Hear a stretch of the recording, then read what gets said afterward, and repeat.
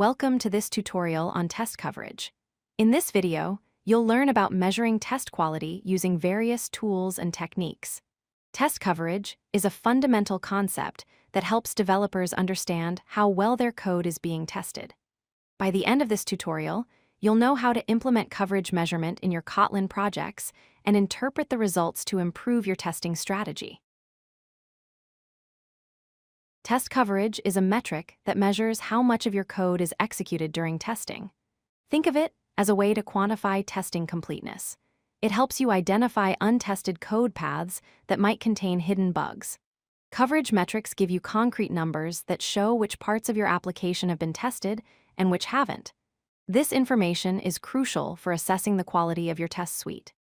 High coverage doesn't guarantee bug-free code, but it does ensure that your tests are exercising most of your codebase. There are four main types of code coverage you should know about. First is line coverage, which measures the percentage of code lines executed during your tests. Second is branch coverage, which tracks how many decision branches, like if-else statements, have been tested. Third is function coverage, which tells you what percentage of your functions are being called during tests. Finally, statement coverage measures the percentage of executable statements that actually get executed. Each type provides different insights into your test quality. Most projects use a combination of these metrics to get a complete picture of their test coverage. Let's look at a practical example in Kotlin. Here we have a function called calculateDiscount that takes a price and a Boolean flag indicating whether the customer is premium. If the customer is premium, they get a 20% discount. Otherwise, they get a 5% discount. Now, if you only write a test for the premium path, you'll only achieve 50% branch coverage. This is because you're testing one branch but ignoring the other. To achieve full branch coverage, you need tests for both the premium and non-premium scenarios. This example illustrates why branch coverage is important for catching bugs in conditional logic. Let's explore the most popular coverage tools for Kotlin development.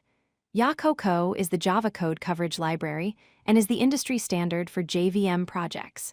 It's mature, reliable, and widely adopted. Kover is a Kotlin native coverage tool built by JetBrains specifically for Kotlin projects. It offers first-class Kotlin support and integrates seamlessly with Kotlin multi-platform projects.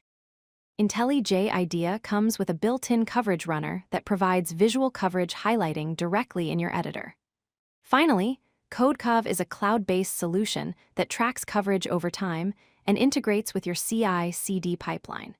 It provides detailed reports and helps teams monitor coverage trends across multiple branches and pull requests. Setting up JaCoCo in your Gradle project is straightforward. First, add the JaCoCo plugin to your build file. Then configure your test task to finalize with the JaCoCo test report task. This ensures that coverage reports are generated automatically after your tests run. In the JaCoCo test report configuration, you can specify which report formats you want. XML reports are useful for integration with tools like SonarQuebec or Codecov, while HTML reports provide a human-readable format for local viewing.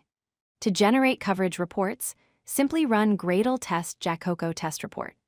This will execute your tests and create detailed coverage reports in your build directory. Let's discuss some best practices for working with test coverage.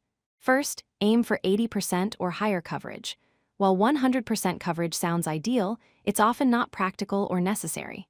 Second, remember that coverage isn't everything. High coverage percentages don't automatically guarantee quality tests. You can have 100% coverage with poorly written tests that don't actually verify correct behavior. Third, focus on critical paths in your code. Prioritize testing your business logic and edge cases over trivial getters and setters. Finally, track coverage trends over time. Set up your CI/CD pipeline to monitor coverage changes and prevent decreases in coverage when new code is added.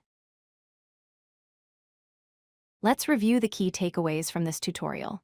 First, coverage measures how much of your code is tested, giving you quantifiable metrics about test completeness. Second, use tools like JaCoCo and Kover for tracking coverage in your Kotlin projects. These tools integrate seamlessly with your build system and provide detailed reports. Third, target 80% or higher coverage for critical code paths, but don't obsess over reaching 100%. Finally, remember that high coverage supports quality but doesn't guarantee it. Well-designed tests are more important than high coverage numbers alone. Master test coverage to build reliable software and catch bugs before they reach production. Thank you for watching and happy testing. If you like this video, hit that like button and don't forget to subscribe. Visit codelucky.com for more such useful content.